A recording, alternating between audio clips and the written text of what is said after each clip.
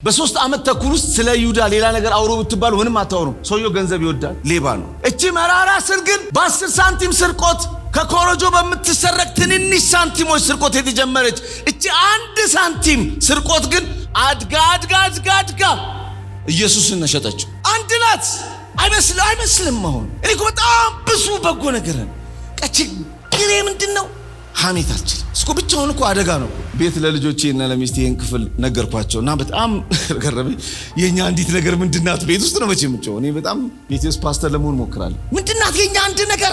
ጮቴ ለቀኩ። ከዛ ነገርኳቸው። አንድ እስቲም ውስጥ 3 ሰዎች ገብተው ሰምታችኋል ብዙዎቻችሁ እያስባል። ሁላችንም እስቲ እዚህ እንብለ ከመንቀመጥ ችግራችን ነው። ኧረ እኔ እንደዚህ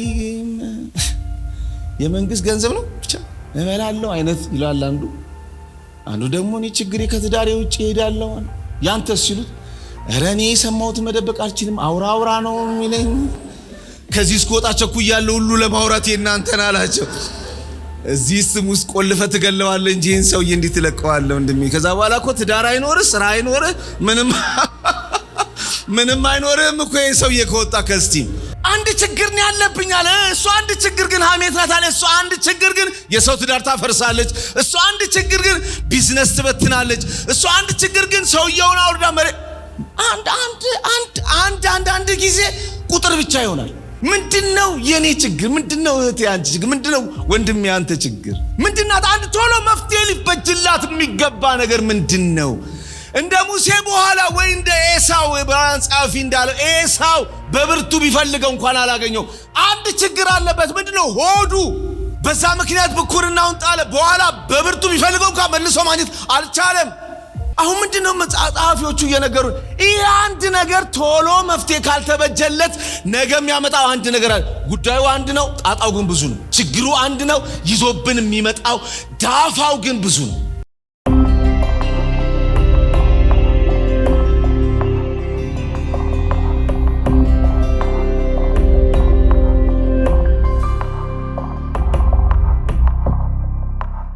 እንዲሁ አናታችን ላይ ቆመ፣ ህይወታችን ላይ ቆመ፣ ነገራችን ላይ ቆመ አስጨናቂያችንን እሱን ቀየረውና የሚቆምብን ሳይሆን የሚቆምልንን አደረገው። ቀላል አይደለም ይሄ እውነት ለመናገርና እግዚአብሔር አንድን የደከመ ተመሳሳይ ነገር ስለሰማው ስለገረመኝ ነው። አንድን ተስፋ የቆረጠ አንድን በጠላት ክፉኛ የተጨነቀን ሰውዬ ልብሱን ብቻ አይደለም እግዚአብሔር የቀየረለት አካባቢው ያለውን ቋሚ በሙሉ ነው የቀየረለት። ገብቷችኋል ሐሳቤ? እና ለብሳችሁም ቢሆን ያጅሪ አጠገባችሁ ካለኮ አሁን ነው የምታቆሽው እያለ ያስጨንቃል እኮ ለብሰህም ቢሆን ቋሚውን ካልቀየረልህ። እና አንዳንድ አጠገቦቻችን ያሉ በጣም አስጨናቂዎቻችን በጌታ በኢየሱስም ለውጥ ይደረግባቸው። ዛሬ ማታ ነገም ከነገ ወዲያም ለውጥ ይደረግባቸው። እግዚአብሔር ሽፍት ያርጋቸው ካጠገባችን በጌታ በኢየሱስም ዞር ያርጋቸው። ነፍሳችን የሚያስጨንቁ መውጫ መግቢያችንን የያዙ ነገን ተስፋ እንዳናደርግ በህይወታችን ላይ በጣም ወረራ ያደረጉብን ቀናስ ማለት እስኪያቅተን ድረስ መተንፈስ እስኪያቅተን ድረስ ዙሪያችንን ያከበዱብን ኑሮን ያከበዱብን ህይወትን ያከበዱብን ነገሮች በጌታ በኢየሱስ ስም ዛሬ ይቀየሩ፣ ቦታ ይልቀቁ በጌታ በኢየሱስ ስም።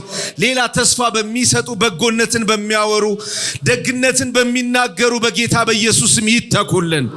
እስቲ በደንብ አሜን እንጸልያለን። ቸር ሆይ እናመሰግናለን።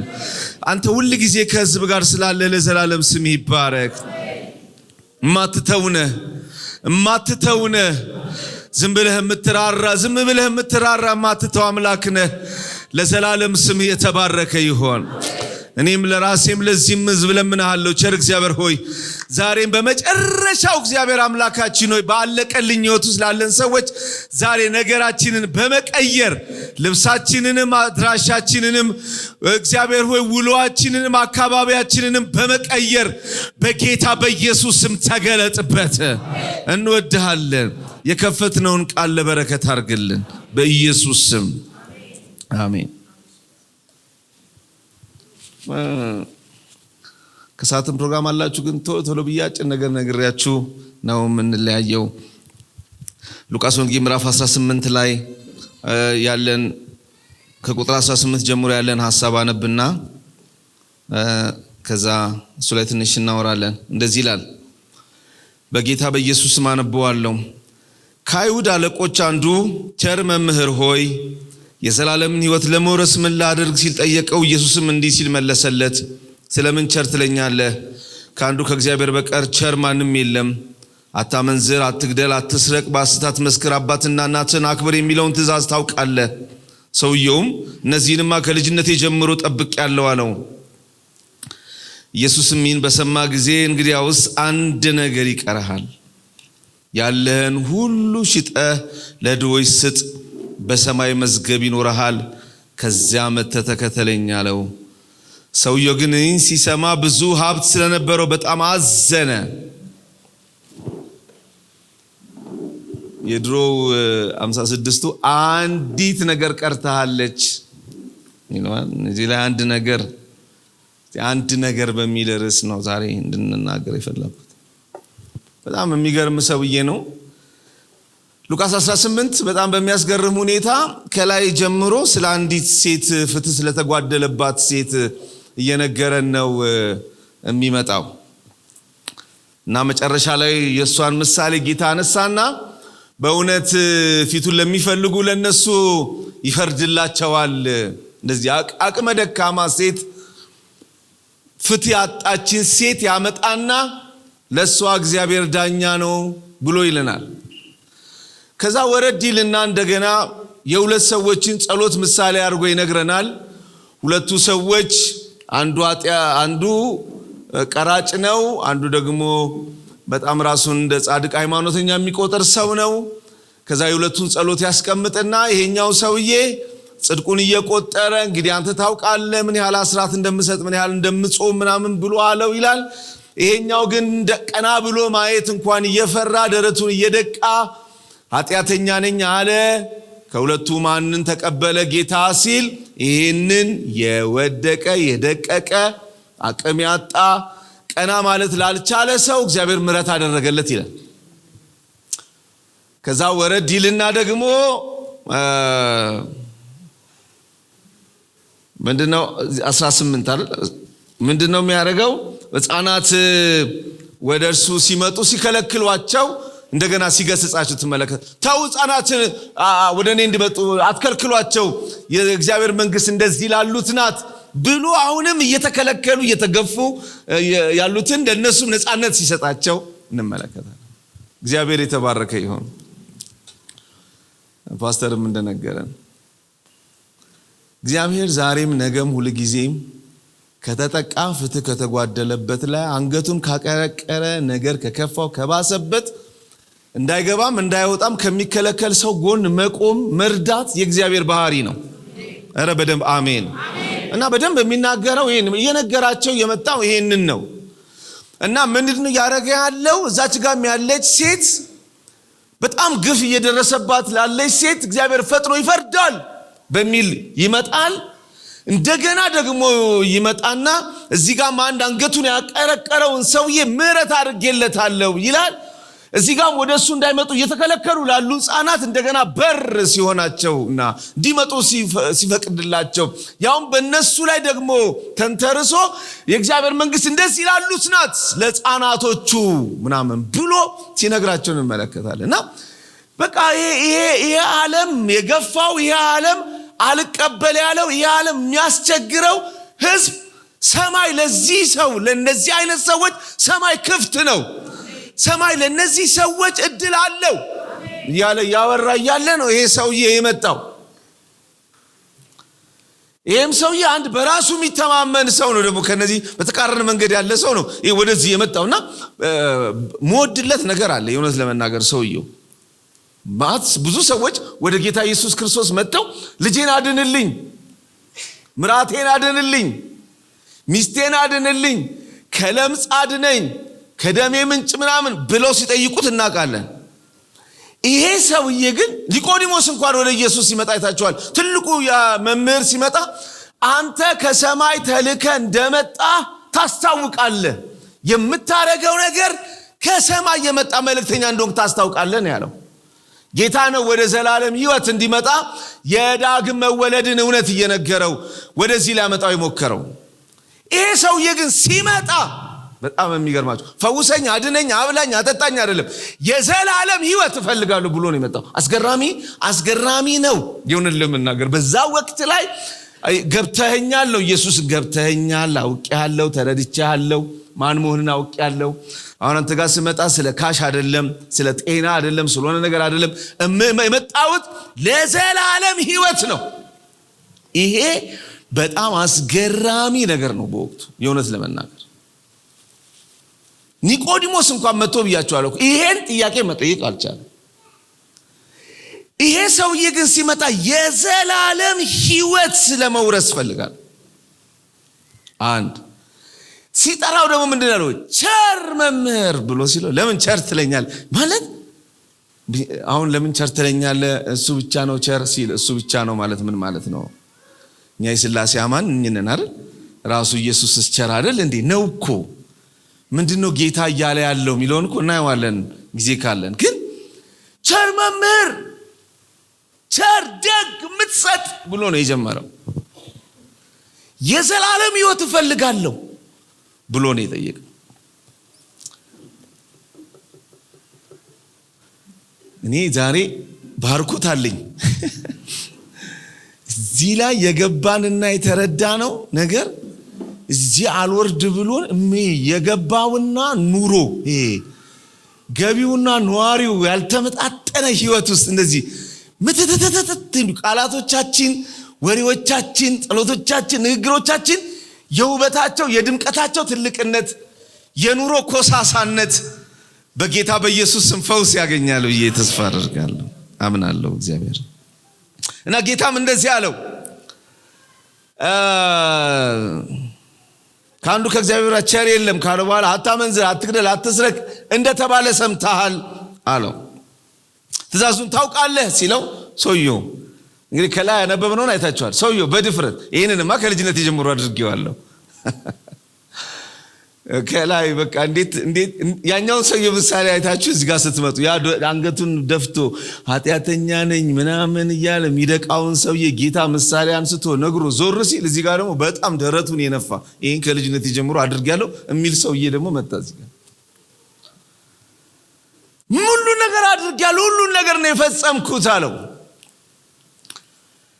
እንደው እሱን አይደለም መናገር የምፈልገው ከላይ ካለው ጋር እያያዙ ግን ስለገረመኝ ነው መናገረው። ግን ሐሳብ ይሄኛው ነው። ይህንን ከልጅነቴ ጀምሮ አድርጌዋለሁ ሲለው ጌታ እንዲህ አለው አንድ ነገር ቀረሃል። ርዕስ ያደረኩት እሱ ነው። አንዲት ነገር የድሮ ቃል ደስ ይለኛል። አንዲት ነገር ናት የቀረች። በቃ አንተ በጣም ጥሩ ነህ፣ ብዙ ነገርህ ጥሩ ነው፣ አንዲት ናት የምትቀርህ አለው። ምንድናት እሷን ንገረኝ። ደግሞ ይሄን ሁሉ አድርጌ ደግሞ ለአንድ ደግሞ ምን ሆናለሁ? እስቲ ምንድናት አንዷ? ቆሞ ነው የጠበቀው ሊሰማ። ምክንያቱም የተደረደሩትን ነገሮች በሙሉ ላደረገ ለዚህ ሰውዬ ላትስረቅ፣ ላታመንዝር፣ ላትዋሽ፣ እናት አባትን አክብር፣ ከእግዚአብሔር ውጭ ሌላ አምላክ አታምልክ ለሚሉ ለነዚህ ለተደረደሩ ብዙዎች ተሰናክለውባቸው ለሚወድቁ ለበሱ ነገሮች ጉልበት የነበረው ሰውዬ ደግሞ ምንድናት አንድ ደግሞ እዚህ ውስጥ ደግሞ ያልተካተተች አንተ ጋር የቀረ ለዘላለም ሕይወት እንቅፋት የሚሆነኝ ለልቤ ናፍቆት ለምጮህለት እዚህ ድረስ ለመጣውለት ከልጅነቴ ድረስ ሃይማኖቴ ለጠበቅኩለት ለዚህ ነገር እንቅፋት የምትሆነኝ ደግሞ ምን አለች? እስቲ ንገረኝ። ምንድናት ያቺ አንድ ነገር? ጌታም እንደዚህ አለ ያለን ሁሉ ሽጥና ለድሆች ሰጥተህ ተከተለኝ። ይሄ አንዲት ነው እንዴ? እንደዚህ ብሎ አንዲት የለም። ይሄ አንዶቹ ነው ማለት አንዶቹ አንዲት ሰውየው በጣም እንደደነገጠ ያው ከክፍሉ ሁላችሁም ታውቃላችሁ። አንዲት ይሄ አንዲት ያለን ሁሉ ሽጦ መምጣት አንዲት ሰውየው አዘነ የሚለውን ቃል ስታዩ መሆን የሚፈልገው መድረስ የሚፈልገው ቦታና አሁን ደግሞ መድረስ የሚፈልገው ቦታ እንዳይደርስ ደግሞ እንቅፋት የሆነውን ነገር ሲያስበው ደስ ስንት ነገር አንዲት ነገር በሉኝ። አንዲት ነገር ምንድነው የሆንከው? ሰውየው እያዘነ ሄደ። ከምን? ከዘላለም ሕይወት ሄደ። የዘላለም ሕይወት ከሚሰጠው ከሕይወት ራስ ሄደ እኮ። ሲሄድ ደግሞ ምን ይሆናል? ምን እኔ በሌላ መንገድ አያለ አይደለም ሄደው እያዘነ። እኔ ሲመጣ አስገርሞኝ የመጣ ሰውዬ ሲሄድም ያስገረመኝ ሰውዬ ይሄ ሰውዬ ለምንድን ነው? ሲመጣ የዘላለም ሕይወት ብሎ መጥቶ አረ ጭንቅላት ብዬ ተገርሜ ደግሞ ጌታ ጋር መጥቶ አዝኖ የሄደ ሰውዬ ደግሞ ከዚህ ውጪ ነው ያላቅም። በእውነት ብዙ ማላቀው ነገር አለኝ፣ ግን ይሄኛውን ማላቀም። ሰዎች መጥተው እየዘለሉ አይመለሱ እንጂ ለምስጋና እየዘለሉ በደስታ ነው የሚሄዱት። ብዙ ሰዎች ደስ እያላቸው የሚመጣም አለ ለምጹ ተፈውሶ ብዙ አይኑ በርቶ ምን ብሎ ደማቸው ምንጭ ደርቆ እያሉ ከኢየሱስ ጋር አዝኖ የሄደ ሰውዬ ግን ይሄ ሰውዬ እያዘነ ቆዝሞ ከጌታ ሲሄድ እንዲህ ሰው እንዲህ ቸርች መጥቶ አሁን እንደው እሺ ተውኩት በቃ ሄደ። ጀርባውን ሰጥቶ ጌታም ቆሞ እያየው ጌታ ራሱ እየገረመው ወይ ጉድ አለ። ለባለ ጠጋ አለ ወደ መንግሥተ ሰማይ መግባት እንዴት ከባድ ነው። ይሄ ሰውዬ ስንት በጎ ነገር እያለው ስንት ጥሩ ነገር እያለው ለሰው ሁሉ የሚከብደው እሱ ጋር ቀላል ሆኖ እዚህ ነገር ላይ ግን አቅማቶ ሄደ። አንድ ነገር አቅቶት ይላውን ሁሉ ዝታችሁልኝ ይሄን ብቻ ይዛችሁልኝ በቃ አንዲት ነገር እግዚአብሔር ዛሬ ለኛ የሚለን ነገር አንድ ነገራችን ምንድናት ናት። በቃ የኛ አንድ ነገር ምንድናት ነው። አሁን እሱን እዚህ ላይ በቃ ሉቃስ ይሄን እያነበብኩ ዕብራውያን ምዕራፍ 12 ላይ አንድ ጥቅስ አየሁ። አንዲት መራራ ስር አድጋ ሚል ትዝ ይላችኋል። 12 ላይ ነው አይደል? ሌው እንደው 12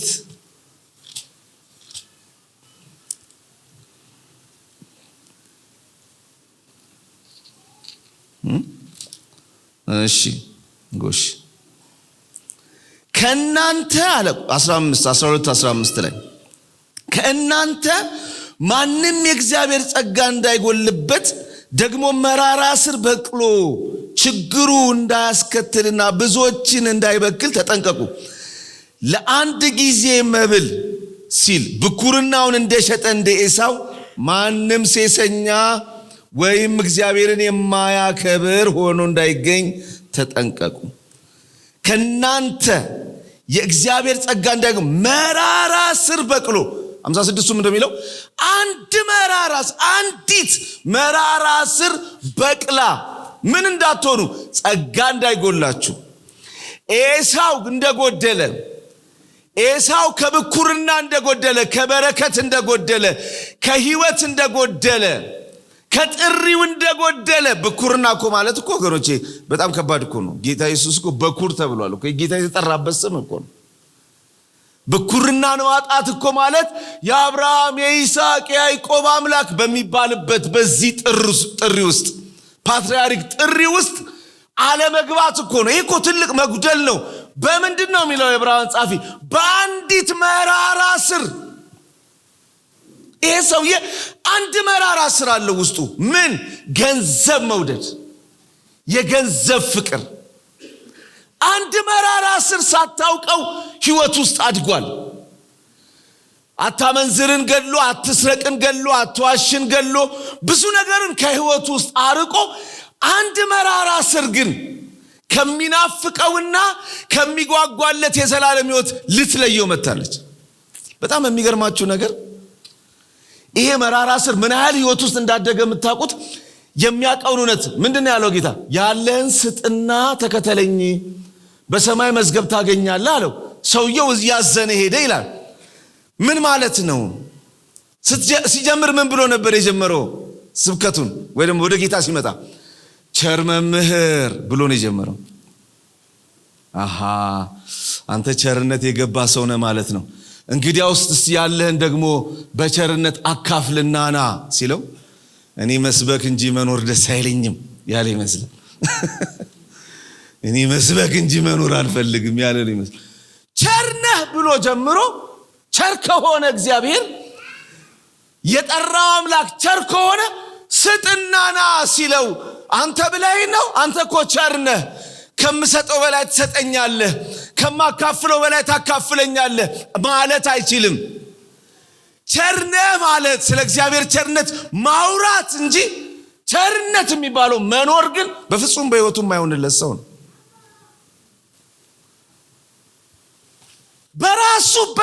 በራሱ ነገር ነው ጌታ ያዘው። ቸር ነህ ብለህ ጀምር። ሲስጥ የት ይስጥ? ለማን ይስጥ? ያዘው ሄደ። እኔ አንዳንድ ሰው ግን ከአፈር አይደል እንዴ? ሁላችንም ከአፈር አይደል ተቦክተን ህፍ ሲልብን ሰው ይሆን ነው? አንዳንድ ሰው ገንዘብ ተቦክቶ ነው እንዴ ህፍ ሲባል ሰው ይሆን? ጥሩ ሳቅ ነው ያው ነው አሳሳቁ ራሱ ደስ ነው። ምን አይነት ነገር ነው ማለት? ስለ እግዚአብሔር ለማውራት ስለ በዛ ርዕሰ ጉዳይ ላይ ለመናገር የሚሆን ብቃትና አቅም ኖሮ ለሱ የሚሆን ግን የመኖር አቅም በጌታ በኢየሱስ ክርስቶስ ስም እኔ ጌታን ሁሌ ነው ከቅርብ ጊዜ ወዲህ በጣም ነው የምለምነው። እግዚአብሔር አሁን እየጄ መነግረው ህዝብ አሁን መነግረውን ማቀዝብ ነው እኔ ማራቅ አይደለም። አሁን የመስበክ አቅም አይደለም የሚያስፈልገን፣ የመኖር አቅም ነው የሚያስፈልገን። አሁን የነዋሪነት ቅባት አሁን እግዚአብሔር ቀባኝ ከተባልክ ለማገልገል አይደለም ለመኖር ቀባኝ ብሎ መጸለይ በረከት ነው። ቀባኝ የተቀባ ነዋሪዎች አሜን ነው የሚባለው። የተቀቡ አገልጋዮች ብቻ ሳይሆን አሁን የተቀቡ ነዋሪዎች በኢየሱስም ይብዙልን ምድሪቱ ላይ ወክ የሚያደርጉ ኑሮን ወክ የሚያደርጉ ቸርነትን በዚህ ልክ ማውራት የማይችሉ ግን ቸርነትን የሚኖሩ ሰዎች። ሰውየው ስንት ነገር አንዲት ነገር እችን አትችግሩ ማለት የዕብራውያን ጸሐፊው እቺ አንድ ነገር ግን ቶሎ ምክንያት መፍትሄ ካልተበጀላት ይሄንን ሰውዬ ከዘላለም ሕይወት እንዳጎደለችው ብዙዎቻችንን ያጎለናልና ያቺን አንድ መራራ ስር ፈልገ ቶሎ ንቀለው ያንተ ምን ይሆን ነው አይደል? ለምሳሌ ሙሴን ብናወራው ሙሴ ምን አይነት ሰው ነው? ሙሴ ስለ እግዚአብሔር ቃል ያለው ዕውቀት ምንድነው ብለን ብንል 5 መጽሐፍ ጽፏል። ዕውቀት አይደለም ማለት አንብቦ የሚያውቅ ሳይሆን የሚነበብ የሰጠን ሰውዬ ነው። ከዛ ፍጥረት እስከ ዘዳግም የሚያክልን መጽሐፍ የሰጠ ሰውዬ ነው። ፍቅር ለሙሴ ብትሉ እኔ ከሕይወት መጽሐፍ ተደምስሼ ሌሎች ይኑሩ ማለት የሚችል ሰው ነው። ትህትናውን ብትሉ እግዚአብሔር ራሱ እንደሱ አይነት ትሁት የለም ያለለት ሰው ነው። ይጸልያሉ ብትሉ 40 ቀን ከጌታ ጋር መቆየት የሚችል ሰውዬ ነው። በጣም ብዙ በጎነት ያጀበው ሰው ነው። ግን አንዲት መሰረታዊ ችግር አለችበት። አንድ መሰረታዊ ችግር አለችበት። ምንድናት ያቺ ካላችሁኝ? ቁጣ። ይቆጣል። ሙሴ ተቆጣ ማለት ፊት ለፊቱ ካለ ከሆነ ደቂቃ በኋላ የአብርሃም እቅፍ ላይ ነው ያለው። በቦክስ ያሰናብታል። በጣም ይናደዳል። ሲሰነዝር የለህም። በጣም ተናዳጅ ሰውዬ ነው። ታውቃላችሁ በቦክስ ይገላገለውን ሰው። ይሄ ቁጣው በብዙ በጎነት ውስጥ ታጅቦ እድሜ ይዞ ሄዷል። እድሜ ይዞ ጨምሯል። ቁጣኝነቱ ትህትናን፣ ፍቅርን በ40 ዓመት የእረኝነት አገልግሎት ስደት ውስጥ ብዙ መንፈሳዊ ህይወቶችን ብዙ ካራክተር ዲቨሎፕ ያደረገ ቢሆንም እንኳን ቁጣኝነቱ ግብጽ ውስጥ የነበረው ያም ተናዳጅነቱ ግን አብሮት 40 ዓመት አብሮት ቆይቶ መጥቷል። ከጌታ ጋር ለ40 ቀን በሰማይ በተራራ ላይ ቆይቶ ሲመለስ ሁላችሁም የምታውቁት ታሪክ እኮ ነው። ጌታ ነግሮታል እኮ ባይዘው ቶሎ ውረድ ታች የሆነ ነገር ተረብሿል አለው። ምንድነው አለ። በጣም የሚገርመኝ ነገር ምንድነው የተፈጠረው? ጣዖት እያመለኩ ነው አለው። ጣዖት እያመለኩ ነው ከታች ትተውኛል የራሳቸውን አምላክ። ከዛ እንዲህ አለ በቃ ይቅር በላቸው እባክህ። ስማ ካልተነካ አጠገቡ ካልደረስክ ብዙ ጊዜ ጨዋና ባይዘው በብዙ ነገር በቃ ይቅር በላቸው እባክህ ምህረት አድርግላቸው ምናምን አለው እግዚአብሔርን። ከዛ ጌታ መጽሐፉ ነው የሚለው ራራላቸውና በቃ ሂድ ውረድ አለው። ወረደ። በስማ ያለማኛ ጥሩ ሰውዬ ያ ይቅርታ የሚጠይቅ ሰው ወረደ። ገና ሳይ ዘፈን ምናምን ድምፅ ሰማ። ምንድነው የምሰማው ሲለው ይሄ ደግሞ ሁሉን ነገር በራሱ ሰፈር ነው የሚተረጉመው ኢያሱ። የጦርነት ነው መሰለኝ አለው። ሰውየው ጦረኛ ነው። ምንም ነገር ብትሉት ሁሉን ነገር የሚያያይዘው ከዚህ ጋር ጦርነት ነው ምናምን ሲለው አይ የድል ነሽ የድል ተነሽ ምን አይደለም ይሄ ዘፈን። ወረደ። ሲያይ ጥጃ ሰርተው አምላካችሁ ይሄ ነው ብለው ሲሉ ደረሰ። ያ በቃ ሙሴ ሆነው ተናደደ፣ ተቆጣ። አንኩ እግዚአብሔር ሲቆጣ ይናገራል አይደል? ይሄን ህዝብ ብሎ ነው የሚጀምረው። ሙሴ ሲቆጣ ምን እንደሚያደርግ ነው ማያውቀው። ተቆጣ፣ ታቦቱን ያዘ፣ ሰበረው። ከዛስ ጥጃቸውን ፈጨው፣ በጠበጠው፣ አጠጣቸው። በስመ አብ ወወልድ ወመንፈስ ቅዱስ አሐዱ አምላክ። እንዴት አይነት ያ ምህረት ሲለምን ነበር እኮ ቅድም ሳትነካ እኮ አንተን አገላጋይ እኮ።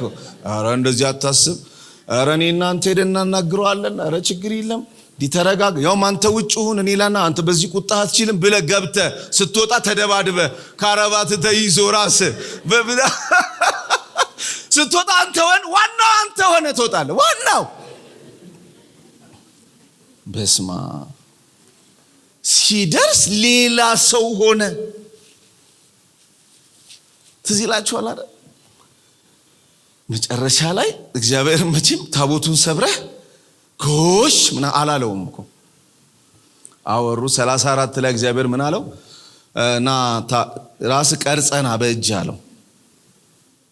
በእጅ ቀርጸናና እናወራለን አለውና ሲመጣ ሁሉ ነቢያት የሚያወሩትን መርህ ሰጠው። እኔ እግዚአብሔር አለ ሚቅርባይ ታጋሽ ነኝ አለው። ከኔ ጋር ናችሁ ወይ? ሙሴ ተረጋጋ ማለት ነው። ተረጋጋ።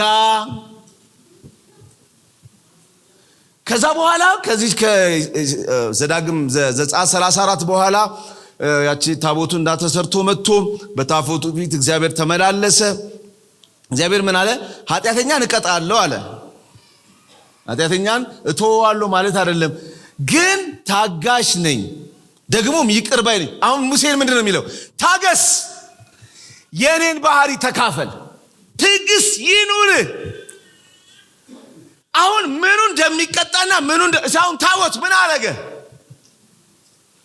40 ዓመት የጸለይክበት 40 ዓመት እኔ ጋር የቆየህ 40 ቀን ሙሉ እኔ ጋር የቆየህበት ያሳለፍክበት ይሄ ሁሉ ነገር ይዘህ ስትወድ ምን አደረገ? ታቦት ያደረገው ያ እግዚአብሔር ከሰማይ ብሎታል እኮ እነዚህን ሰዎች ብሎታል። እሱ ደግሞ እነዚህን ሰዎች ማራቸው ብሎ እሱ ሲጀምር ግን ታርጌት ፐርሰን የለውም። እንዳለ ይዞ ፍጭትና ጠጣ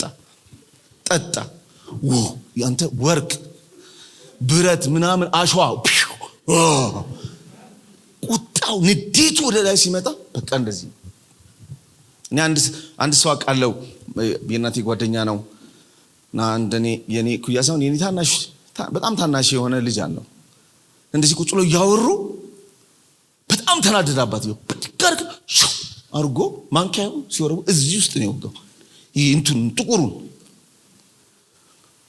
አሁን ልጁ ትልቁ ሆኖ በዛን ጊዜ የትምህርት ካሪኩለም ፎር ነው ያመጣው። ሕክምና ሊማር ሲል አይቻልም። ይሄ እንደዚህ ወጥቷል። እንደዚህ ከባድ ጊዜ ነበር። አባቱ ለረጅም ዘመን በሽተኛ ሆኖ ነው የሞተው። ቁጣ አንዳንድ ሰው ሲቆጣ በፍጹም ራሱ መቆጣ እሱ አንዴ ሰምቻለሁ። ሰምታችሁና ብዙዎች ሰምታችኋል ብዬ ተስፋ አድርጋለሁ። ምክንያቱም የሰማሁበትን እንትን ስለማውቀውና ልጁ ጀርመን ሀገር ውስጥ ልጁ የአባቱ መኪና ላይ ጻፈበት። እኔ መኪና እኛ ሀገር ታውቃላችሁ፣ እኛ በ15 ቀንም ሻወር ብንወስድ ሰኞና ሮብ ምናምን በሳምንት 2 ሻወር መኪና የምናሳጥብ በጣም ከራሳችን በላይ መኪና የምንንከባከብ ነን። ምክንያቱም መኪና ስንገዛ ገንዘብ ለማስቀመጥ ስለሆነ ልነዳው አይደለም የገዛ ነው፣ ብር ልናስቀምጥ ነው፣ ሲቸግረን ልንሸጥ ነው። እና ውጭም እንደዚህ ነው እንዴ ነው ብዬ ያሰብኩት። መኪናዬ ላይ ጫረ ብሎ አባቱ የልጁን እጅ በብረት ድብድብ አድርጎት እንደዚህ እንትን አረገ። በኋላ ላይ ግን ዞር ሲል የጻፈው ምን ብሎ መሰላችሁ? አይ ላቭ ዩ ዳድ ነው የሚለው። የሰውየው መጨረሻ አልነግራችሁም፣ በጣም ሀዘን ስለሆነ። ሰው ሲቆጣ ያው ይሄንን የሚያጠኑም ሰዎች ሰው በጣም በማንኛውም ሁኔታው ስሜት በጣም ከፍ ሲል ምክንያታዊ የሚሆን የአእምሮአችን ክፍል ብሎክ ነው የሚደረገው ይላሉ።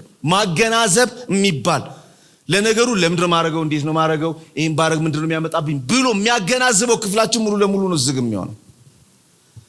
ይዞት አፍርሶት አጠጥቷቸው ከዛ እግዚአብሔር መጥቶ እንደገና ታቦት ስራ ብሎት ደግሞ ነግሮት ታጋሽ ነኝ ብሎት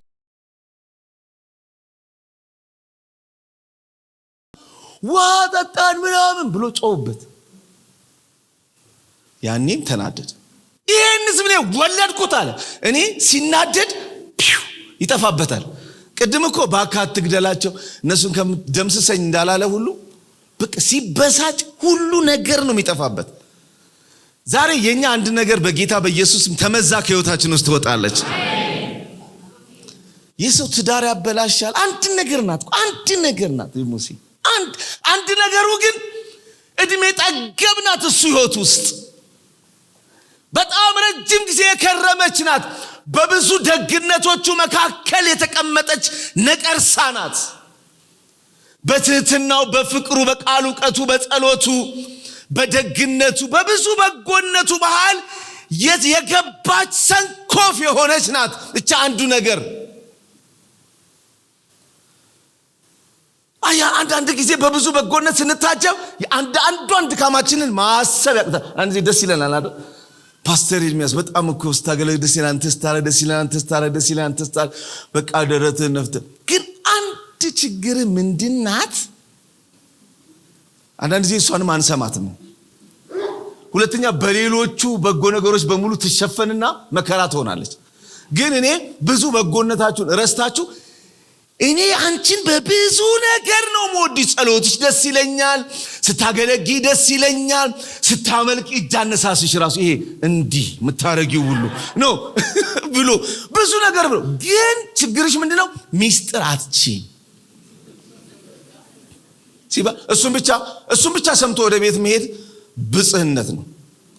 ሁሉን ረስተው የሚነገራቸውን አንድ ችግር ብቻ ሰምተው የሚሄዱ ብፁዓን ናቸው፣ ህይወታቸውን ያተርፋሉና። አሜን ነው።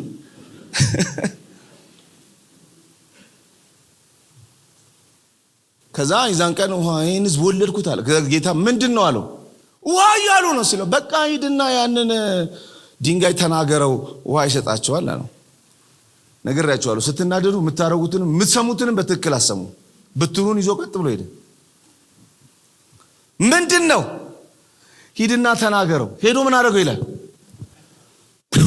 ሰውየው ሲናደድ ነው። ከዛ በሙሉ ብቻ በሁሉ ነገር በጌታ በኢየሱስ ይሄ ቁጣ መንፈስ። አንዳንዱ እኔ በጣም እቆጣለሁ፣ በጣም ነው የምናደደው ብሎ እንደ በጎ ነገር ነው ሲሪየስሊ የሚያስብ። እኔ በጣም ነው መበሳጨው። እኔ ስናደድ የማረገውን አላውቅም ወንድሜ። እንዴ አይባልም፣ እንደሱ አይባል። እንዴ የምታረገውንማ ማወቅ መቻል አለበት። እንዴ እንዴት ከባድ ነው። ሄዶ መታው ድንጋዩን። ከዛስ ጌታ መጣ። ውሃው እኮ ፈልቋል። ጌታ መጣ። ሙሴ አለው አዎ በቃ አሁን በቃ አለው። ምን በቃ ከናን አትገባም አለው።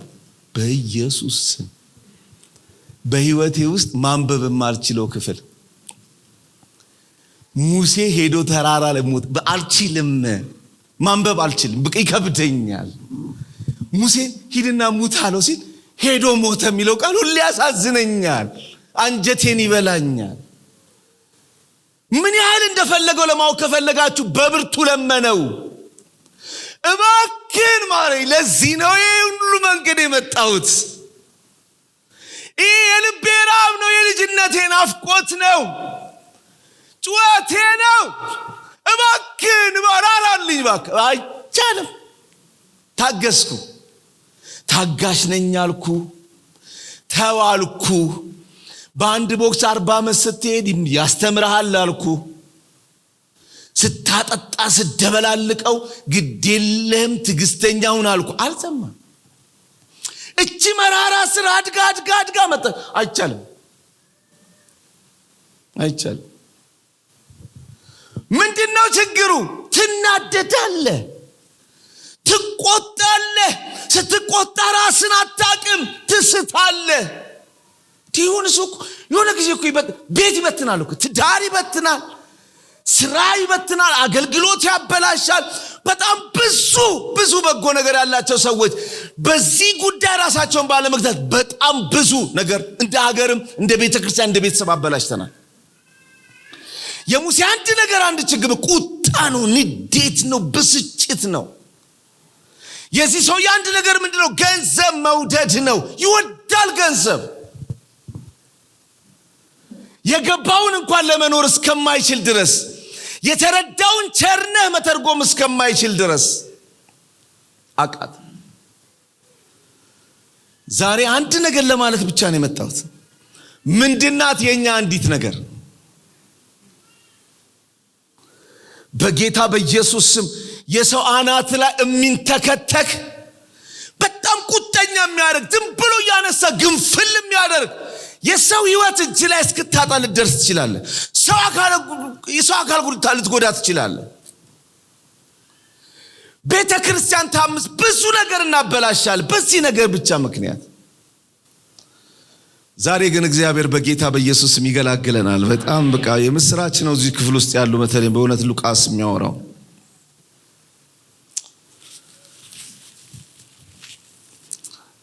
ሁላችሁም ታውቁት የለ ዳዊትን። እንደዚህ ልጨርሰው ብዬ ነው። ዳዊትን ታውቁት የለ? ዳዊት አሁን ስለ እግዚአብሔር እኮ ሲጀምረው ራሱ ምንድነው የሚለው? እንደ ልቤ የሆነ ሰው ነው።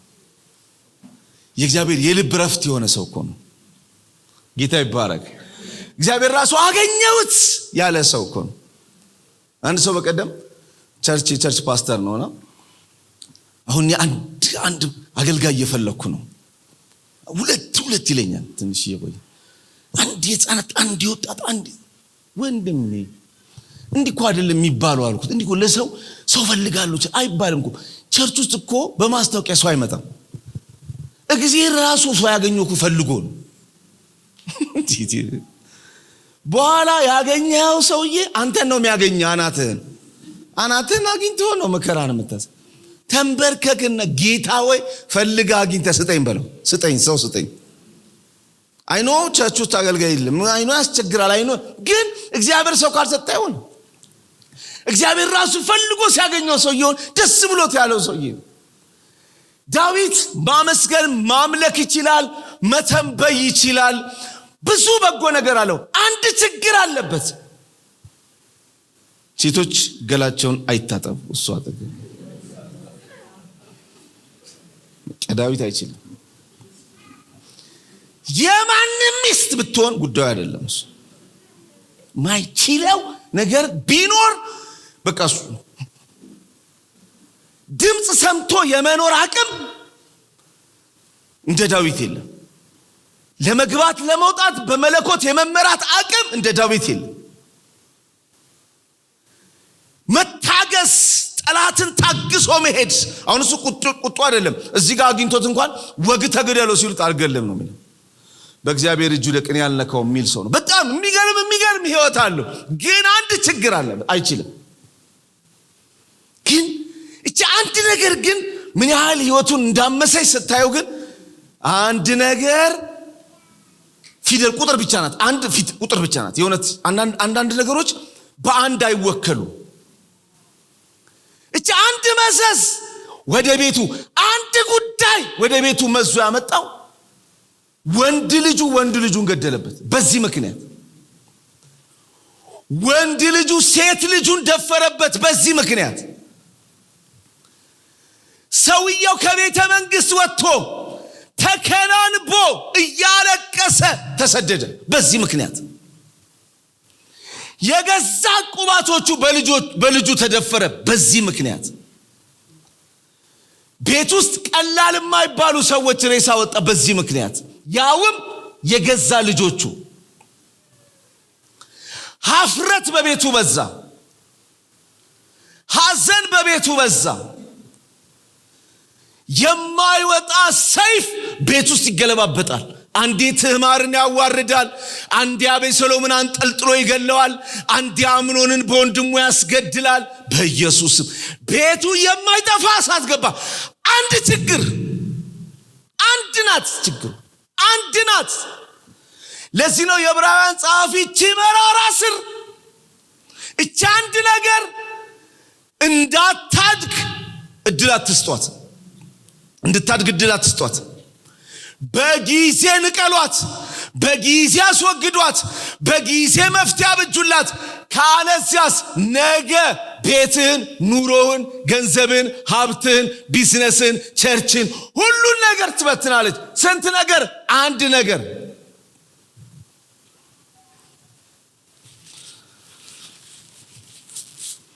ልዑል ያግዘን ራሱ። እስቲ በደንብ አሜን በሉኝ። ይሄ ሰውዬ ሉቃስ 18 ላይ ተመልሰን እንጨርስ። እችን አንድ ነገር ማድረግ አቅቶት ነበር ሄደው። አንድ ነገር። ሰውየው ግን ይህን ሲሰማ ብዙ ሀብት ስለነበረው በጣም አዘነ። ኢየሱስም ሰውየውን ተመልክቶ እንደዚህ አለው፣ ብዙ ሀብት ላላቸው ወደ እግዚአብሔር መንግስት መግባት እንዴት ጭንቅ ነው።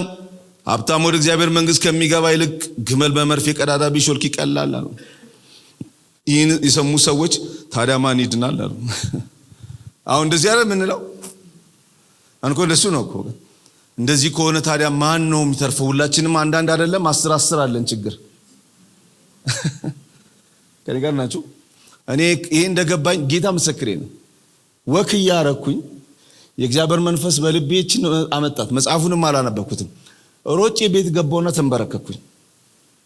ስንበረከክ ነው አንዴን ያወቅኳት፣ ነከስኳት። ፍታኝ ከዚህ፣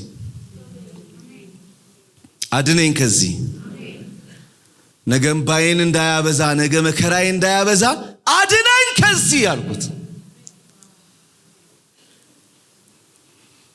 አንዱ ባርኮቴ የአንድ ነገራችንን የምናውቅበት የእግዚአብሔር አይን በኢየሱስም ይሆነልን። ይሄ ሰውዬ ይሄ ነገር አጠገቡ የነበሩ ሰዎች በአንድ ነገር ምክንያት ሰውየው እያዘነ ከዘላለም ሕይወት ርቆ ሲሄድ ሲያዩት ቆሙና እንግዲያውስ ማን ነው የሚድነው? ማን ነው የሚድነው? እንዴ ሁላችንም እኮ አለብን። ማን ነው ታዲያ የሚድነው? ማን ነው ይሄንን የሚያደርገው? ጌታ ነገራቸው አንዷን ነገር መገላገያ። እግዚአብሔር የተባረከ ይሁን። ኢየሱስም እንዲህ አላቸው፣ በሰው ዘንድ የማይቻል በእግዚአብሔር ዘንድ ይቻላል አላቸው ይላል። ኧረ በደንብ አሜን በሉኝ ባካችሁ። እንዲህ እና ምንድነው የሚለው? በእግዚአብሔር ነው። አሁን ጥያቄው አሁን አንዳንድ ጊዜ ታዲያ እግዚአብሔር ካረዳኝ አይባልም አይደል? ኦልሬዲ እግዚአብሔር ምን ያደርጋል? ይችላል፣ ሊረዳ ነው። ስለዚህ አንድ ችግር አለበት ይሄ ሰውዬ። ምን ማለት ነው? በእግዚአብሔር ነው የሚቻለው። በራስ የሚቻል ነገር የለም። በራስ አቅም የሚሆን ነገር የለም። አንድም ነገር መገላገል በጌታ ነው። ያልተገላገሉ ሰዎች ይህን ሁሉ አጥተዋል። ብዙ ሰዎችን ከመጽሐፍ ቅዱስ ምሳሌ አንስተን አርገን መንሳት እንችላለን፣ ግን እንደሱ ብዙ ከማድረግ ብዬ ነው። አሁን ይሁዳን ተመልከቱት። ይሁዳ አጋንንት ማስወጣት ማን ይለዋል? ይሁዳ። ከስሙ ትርጉም ጀምሮ እኮ ደስ ይላል ይሁዳ።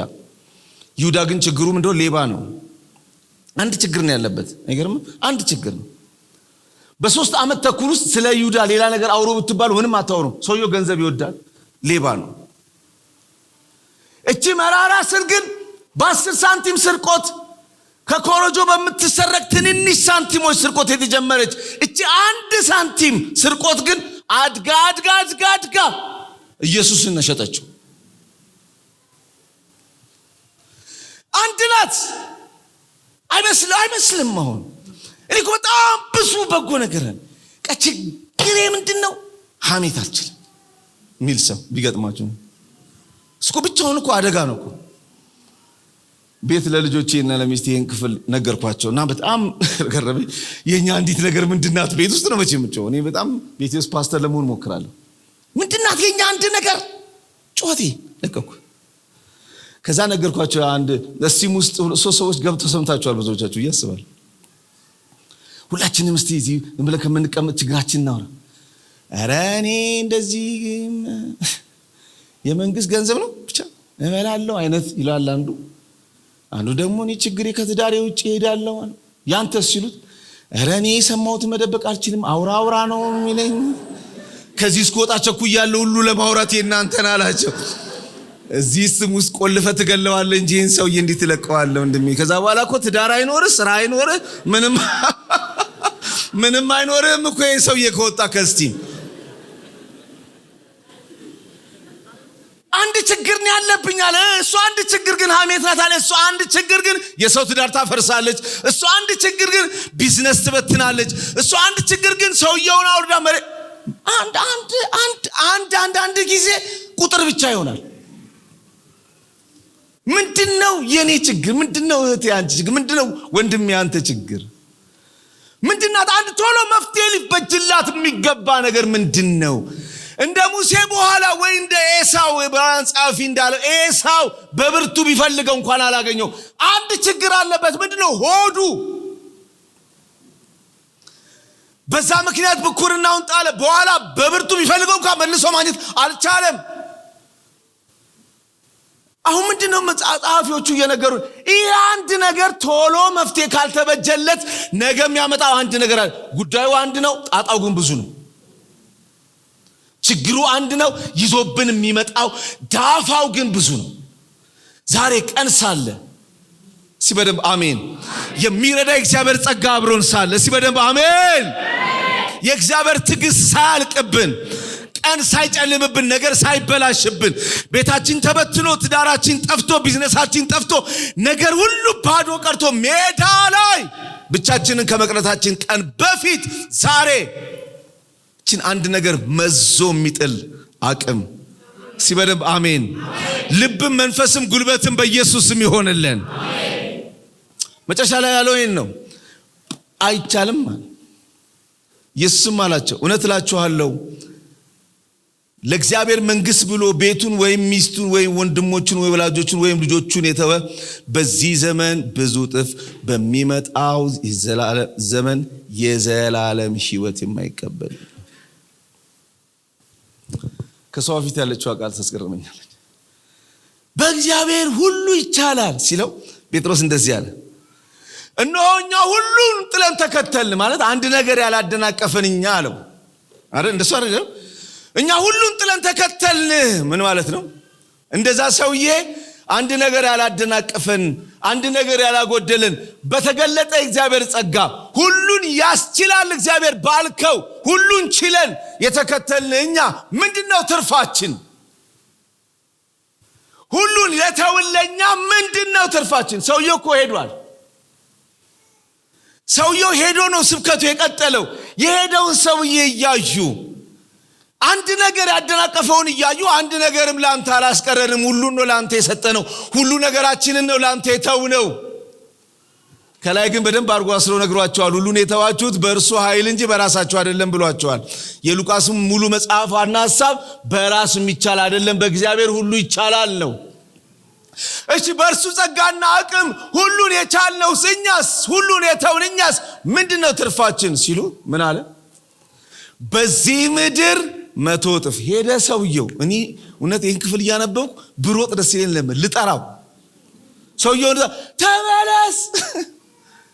ተመለስ በሰጠኸው እጥፍ 100 እጥፍ ሊሰጥህ ለዚህ ውሽ ሄደ። ግን ፓስተርዬ አያሳዝንም? እያዘነ ሄዷል ራቀ። ከጠየቀ ይልቅ 100 እጥፍ እሱ ጋር አለ።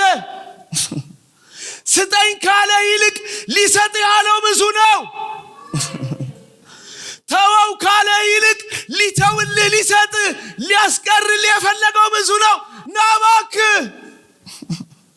ሄደ ሰውየው ስማ ሲያናድ ምን ብሎታ ለተወ 100 እጥፍ አለው ማለት ለካ ስጥ ሲለው ያለን ስጠ ተከተለኝ ሲለው ደሃ ያረጋው ሳይሆን 100,000 ሰጥቶ ከሆነ የ100,000 100 እጥፍ ስንት ነው እንዲህ ያነብራለ በሀገር ላይ ምን ነው እኔስ በ100,000 ከምጀምር በ10 ብር ብጀምር 100 እጥፍ ባረጋው የ100,000 100 እጥፍ አለ በዚህ ምድር በላይ ደግሞ የዘላለም ሕይወት አለ። እባክህ አንተ አንድ ነገር መተው ላቃተ ወንድሜ እባክህና እሷን አንድ ነገር ብትተው እዚህ የቀረልህ ብዙ ነገር አለ። እሷን አንድ ነገር ብትለቃት እዚህ የሚቀርልህ ብዙ የተረፈ ነገር አለ። ተወው የተባልከው ሊሰጥ ካለው ጋር ሲመሳሰል እዚህ ግባ የሚባል አይደለም። ሌብነት ተው ስትባል ዳውን እንደተባልክ ለምን ታስባለህ? አታጭበርብር ስትባል ለምንድን ነው በቃ ቢዝነስ ሊዘጋ ነው ብለህ የምታስበው? እግዚአብሔር ተወው ከሚል ይልቅ እሱ ሊሰጥ ያለው ከፍ ያለ ነው። ኧረ በደንብ አሜን በሉኝ ባካችሁ። እንዴት ነው ብሎኛል አንድ ጊዜ ባይብል ስተዲ ቸርች ውስጥ አንዱ ፓስተር ከባድ እኮ እናንተ ቢዝነሱ ስለሌላችሁ ብዙ ነገር አታውቁም እኮ እንደ መስበክ እኮ አይደለም ቢዝነስ ላይ ያለው ኑሮ አለኝ። ከባድ እኮ ነው። አዎ አታጭበርብር። ልጄን ላሳድግ እግዚአብሔር እንደዚህ እኔ ያሳድጋለሁ ነው። በ100 እጥፍ በተሻለ ክብር አሳድጋለሁ። አንተ ሰርቀ ከምታመጣው፣ አንተ አጭበርብረ ከምታመጣው፣ አንተ የሰውን ባፍስሰ ከምታመጣው፣ የሰው ደም አፍስሰ ከምታመጣው፣ ሰው ላይ ተንተርሰ ከምታመጣው፣ የብዙዎችን ቤት አጨልመ ቤት ላይ ካበራው ዜሮ ሻማ ይልቅ እኔ ማበራልህ ሲበደም አሜን። እኔ ማበራው ብርሃን ከፍ ያለ ነው። መጽሐፍ ሲናገር ያለ ፀሐይ የሚያበራ እኮ ነው። ኧረ በደንብ አሜን በለኝ ባክህ። ያለ ፀሐይ በጉ ብርሃን ሆነው የተባለለት ጌታ ግድ የለህም እዛም አተራምሰ አምጥተ ቤት ላይ ከምታበራው ዜሮ ሻማ ይልቅ እምቢ ሌብነት፣ እምቢ አመፀኝነት፣ እምቢ ዝሙት፣ እምቢ ርኩሰት፣ እምቢ ክፋት ብለህ ብትመጣ እኔ በቤት ላይ የምደምቅ ሙሉ ብርሃን ነኝ ይልሃል እግዚአብሔር። ተው ያልኩን አንድ ነገር መልቀቅ ብትችል የምትይዘው ከፍ ያለ ነው። ኧረ በደንብ አሜን። ምንድነው የኛ አንድ ነገር ግን? ምንድነው የኛ አንድ ነገር? ምንድነው እኛ ሙሴን ከከናን ያስቀረ የዳዊት ቤት ውስጥ የማይወጣ ሰይፍ ያስገባ ይሁዳን እስከ መጨረሻው ከጌታ ጋር ሄዶ ቦታው ላይ ተያዩ። እሱ ለዘላለም ሕይወት ወደ መስቀል፣ ይሄ ደግሞ ለውርደት። በጣም የሚገርመኝ ነገር ሲሰርቅ ዮሐንስ በ96 ዓመተ ምህረት ሲጽፍ ይሁዳ ሰረቀ እስኪል ድረስ እሱ ከሰረቀው በ30 ዓመት ውስጥ ነው። ከ60 ዓመት በኋላ ነው እንደሚሰርቅ ዮሐንስ የነገረን። ባይዘው አንድም ሰው ይሁዳ እንደሚሰርቅ አያውቅም እንጂ ስርቆት ግን አፈንድቶ ሲገለው ግን ገበያ መሃል ሰው ሁሉ እያየው ነው። ሁሉም ሰው አይቷል። አንዱ ጸሐፊ ሆዱ ሲተረተር አይቶ ሆዱ ተተርትሮ ነው የሞተው አለ። አንዱ ደግሞ ሲሰቀል አይቶ ሲሰቀል ነው አለ። መንገድ ላይ ነው ተሰቅሎ የሞተው። አንድ ነገራችን አንድ ጊዜ የምትሰራው በሚስጥር ነው፣ የምታዋርደን በአደባባይ ነው። 60 ዓመት ልትደበቅ ትችላለህ። 30 ዓመት ተሰውረ ልታረገው ትችላለህ። ፔሎሆዲያስ በጣም ጸያፍ ነገር የምትለማመድ ሰው፣ በጣም የሚያስጠላ ነገር፣ ለሰው አይምሮ እንኳን የሚከብድ ነገር ምንም ማይመስላችሁ በጌታ እቺ አንድ ነገር አደባባይ ስትወጣ የብዙ ሰዎችን ጆሮ ጭው ታደርጋለች። እሱ ባለትዳር እኮ ነው የምትለው ሰውዬ በጣም በነውረኛ ነገር ተዘፍቆ ታገኛል። ዛሬ ቀን አለ፣ ዛሬ ድል አለ፣ ዛሬ ያው እግዚአብሔር ምስክሬ ነው ቀን አለ ዛሬ። እላዩ ላይ ፀሐይ ሳይወጣበትና ጉዳዩን አደባባይ ሳያገኘው በፊት ዛሬ ቀን ሳለ እዚች አንድ ነገር ላይ በጥላቻ እርምጃ የሚወርሰው ብፁዕ ነው። ኧረ በደንብ አሜን። አቅቶኝ ነው ለእግዚአብሔር ይቻላል ይላል መጽሐፉ።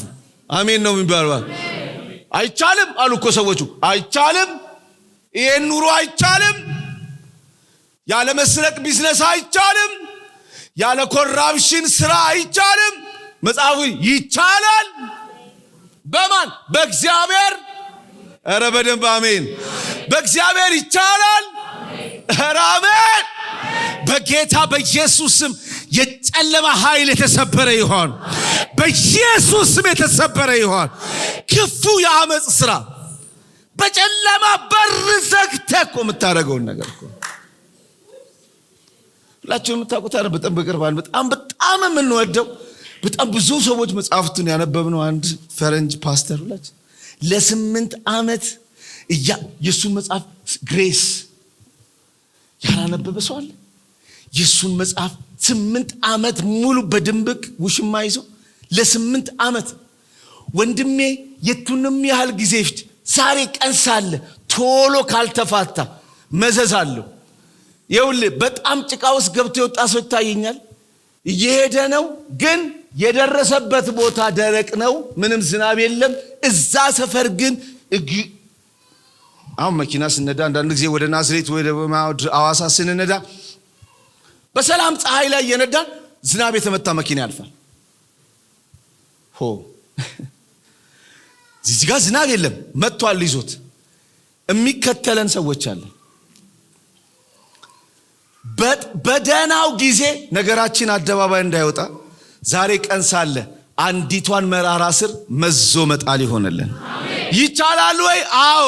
እንዴት? በእግዚአብሔር ጸጋ። ምን አለ ጌታ? ለሰው ማይቻል ለእግዚአብሔር ይቻላል። ይሄን አዋጅ አውጀ ነው የምንጨርሰው። እስኪ ከኔ ጋር በሉ። ለሰው ማይቻል ለእግዚአብሔር ይቻላል። ድገሙት። ለሰው ማይቻል ለእግዚአብሔር ይቻላል። እንጸልያለን።